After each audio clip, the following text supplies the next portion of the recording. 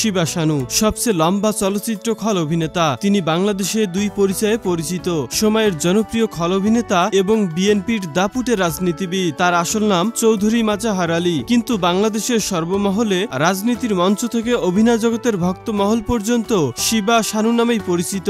তার বর্তমান বয়স 50 বছর। শিবা শানু 1974 সালে 7 আগস্ট ঢাকায় জন্মগ্রহণ করেন। তার পৈতৃক নিবাস রাজশাহীর সপুরায়। তিনি 1998 সালে মাতৃভূমি চলচ্চিত্রের মাধ্যমে চলচ্চিত্র শিল্পে তার যাত্রা শুরু করেন। এরপর তাকে আর পেছন ফিরে তাকাতে হয়নি, পৌঁছে গিয়েছেন জনপ্রিয়তার তুঙ্গে। শিবা শানু এ পর্যন্ত প্রায় 5 শতাধিক ছবিতে অভিনয় করেছেন। ইতিবাচক চরিত্র দিয়ে অভিনয় ক্যারিয়ার জীবন শুরু হলেও পরবর্তীতে খল অভিনেতা হিসাবে দর্শকের কাছে জনপ্রিয়তা অর্জন করেছিলেন। শিবা শানু রাষ্ট্রবিজ্ঞানে BA অনার্স সম্পন্ন করেছেন। শিবা শানু কিভাবে বিএনপির রাজনীতির সঙ্গে জড়িয়ে পড়লেন সে সম্পর্কে পরবর্তী ভিডিও দেখতে চাইলে